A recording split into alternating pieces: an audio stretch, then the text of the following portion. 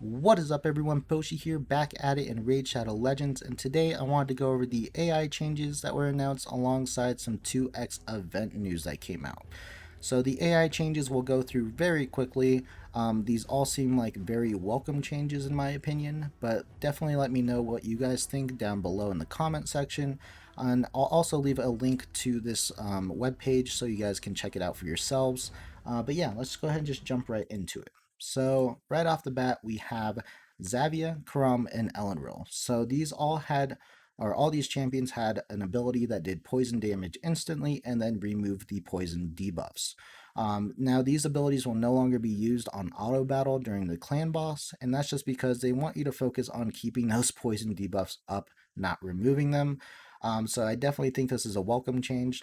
I didn't honestly know that people were using these three champions on Clan Boss, but if you are, definitely let me know down below what you think of this change. Next, we have Venus. Venus will, well, she was not using her Burning Passion ability, which was her HP burn. So now on auto, on Clan Boss, she will be using this as long as she doesn't see an HP burn up. For me, or I don't personally have Venus, but this sounds like a huge change to Venus. People were bringing her in there for the weaken and drop defense, but now she's going to also be able to provide an HP burn. So I think this is actually going to affect her damage a lot on Clan Boss. So yeah. Next couple are going to be based on things that just don't affect Clan Boss, so they're taking these abilities out of rotation during the auto battle system. So Rosin will no longer use the Bog Down ability, which was turn meter manipulation on Clan Boss, so he'll be focused on using his drop defense and weaken alongside his A1, which is the triple hit. So very big change for him, honestly. Nethril will no longer use Ghastly Horrors and Bat Swarm, so I believe one ability was focused on dropping a turn meter, and the other was focused on stunning a target. So this is actually pretty big because he will, sounds like he'll just be using his A1 ability, which is a possible poison. So yeah, racking up poisons the whole time, so he's actually going to become a very viable poison person for Spirit Affinity, or he is Spirit Affinity, so yeah, pretty big change there. You have Foley, Sealed Fate was a turn meter manipulation thing, so no longer used on Clan Boss. Aethar's Brand was a block cooldown skill, obviously doesn't affect Clan Boss. I wish that happened, that would be pretty cool. But yeah, that doesn't work. So yeah, he's no longer going to be using that on auto battle. Drexstar will no longer try to provoke the clan boss. He'll be focused on keeping his HP burn up, which is perfectly fine. You have Elder Skarg using Hunt the Marked now on Clan Boss on auto battle. This is actually pretty huge for his damage, as if he wasn't using this, he'd be pretty much just using his A1. So, yeah, I think this is going to actually be pretty major. I'm not sure if he's exactly viable for Clan Boss, but I may just try him out just to see how his damage is now when this change goes through. Fane will start using Flowing Style skill against Clan Boss in auto battle. Flowing Style was her drop defense and weaken ability, so that's actually pretty big for her, especially if she's going to be using it consistently. So, huge change there. Robar will start using his Merciless Assault skill in auto battle. I believe Merciless Assault did an AoE ability and did more damage based if that target had a stun or a freeze. So I'm guessing he was probably looking for those debuffs before he used this ability, but now he's just going to be using it regardless, which is actually a pretty decent change for him since it's an AoE ability. You have Crypt King Grawl will no longer use his Elemental Unity skill on auto if the targets are not under HP burn. So Elemental Unity, I think, had a chance to apply freeze if the target was under HP burn. It sounds like he was using this regardless if they were not under HP burn or if they were. So now he's going to look for that HP burn before doing so. So this is actually a pretty cool change. You won't be wasting that ability if there's no HP burn. Royal Huntsman, this is actually a huge change for Royal Huntsman. So Dead Aim was his A3 ability that did, well, pretty much what he was known for, because it ignores, I think, 100% of the defense of the target. So he wasn't using this on auto battle, and so this is actually a pretty big reason why he wasn't being used in PvE content. A lot of people liked him because he had a drop defense, I believe, on his A2, but he would never use his A3 to do decent damage. Now that this is going to be corrected, I actually feel like Royal Huntsman is going to be used in some PvE content now. I've always wanted Royal Huntsman, and now I actually want him more because I know he's actually going to be useful in PvE content. So that's kind of nice. Trunda will start using Cloak of Ages skill in auto battle. I did actually realize this a couple of days ago. So after using her big nuke ability, I realized if not everyone died for whatever reason, she would just start using her A1. Cloak of Ages is her A2, which is another AoE ability, which would actually be useful if she used it on auto. So yeah, this is actually a very welcome change for both PvP and for PvE content, so that's pretty big.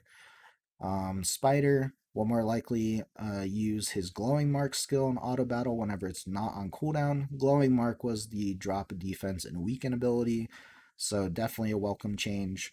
Madame Ceres will be more likely to use her Midnight Ritual skill, which was the strip all the buffs off and then apply drop attack, drop defense. This is a huge change from Madame Ceres. I know a lot of people complained about her using her A2 on priority rather than her A3. So now it sounds like she'll be more likely to use that A3 ability. So making PvE a little bit better and even PvE. I said PvP? Both PvE and PvP, it'll make her more viable, honestly. Hawkhorn Smashlord will use his Blood Offering skill in auto battle correctly. I'm not exactly sure what this means. Blood Offering was the ability where he sacked, I think, 25% of his max HP and then did damage according to 50% of that. I'm not exactly sure what they mean by correctly. So if you know about that ability and what was wrong with it, please leave a comment down below because I have zero clue.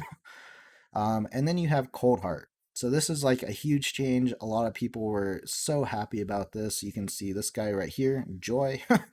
um, Cold Heart will no longer waste her Heart Seeker skill on Fire Knight if he has his shield up. Instead, she will rely on the Flurry of Arrows, which is her A1, to help her team bring down the shield stacks quickly.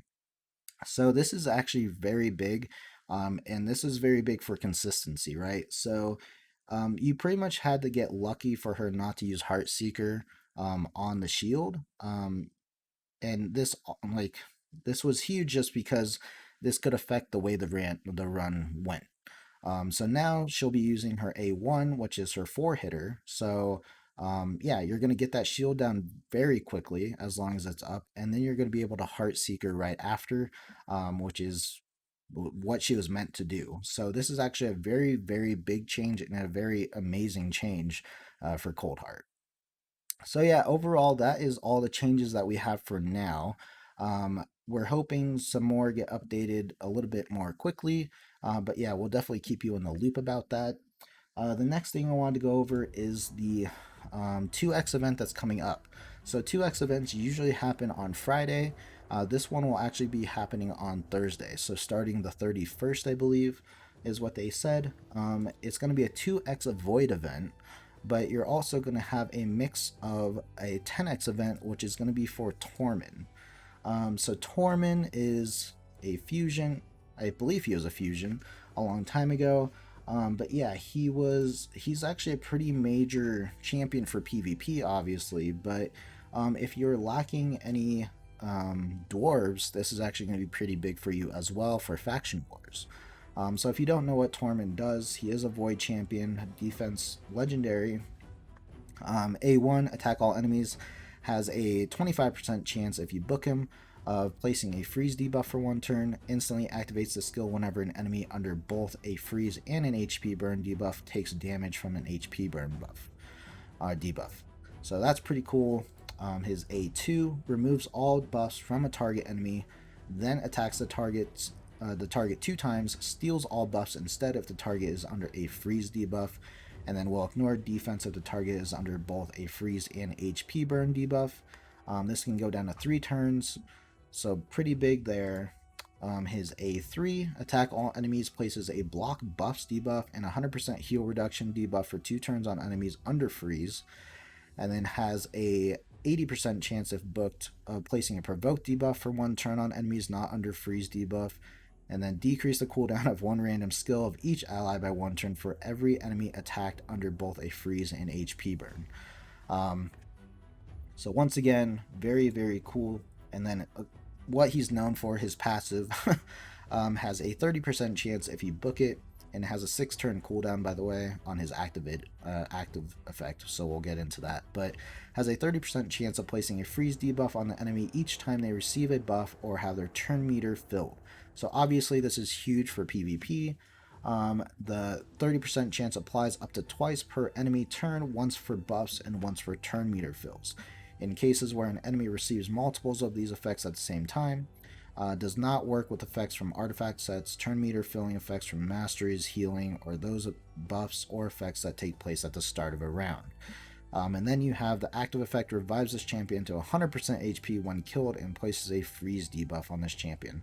So yeah, he has a free revive, which is huge for faction wars and PvP. And then obviously the ally defense in all battles by 33%. So this is actually a very big deal in my opinion, just because he's a dwarf, right? We don't have a lot of dwarf champions. We're slowly getting some. We just got Gold Gleam added, and we had some rares added prior to that. So having a 10x to get Tormin, personally I would love to have a Tormin. I'm not exactly sure how hard I'll go for him during the 10x event for this, but yeah, just wanted to let you guys know about that. So the weird thing with this 10x, or the 2x and 10x, so the 2x is going to go from Thursday until I think the 2nd. Let me check on that. So it's going to go from the 31st until the 4th is the 2x event, and then you have the 10x event is going to go from the 31st only to the 2nd. So yeah, keep that in mind. Obviously we will see the indicator in here when you're summoning. It'll have it down here. But yeah, that is all I really wanted to go into. But yeah, let me know what you guys are thinking about the AI changes. Let me know if you guys are going to be going for Tormin during the 10x event, or if you guys are going to try to avoid that part of it and just go 2 times and go for a better legendary. I know a lot of people probably aren't going after Tormin as they already might have him already. Personally, I would like to have him just because he's a dwarf and I wasn't there when the fusion happened. But yeah, so yep, that's all for the video. But let me know what you guys think about everything, and I will talk to you guys later. See ya.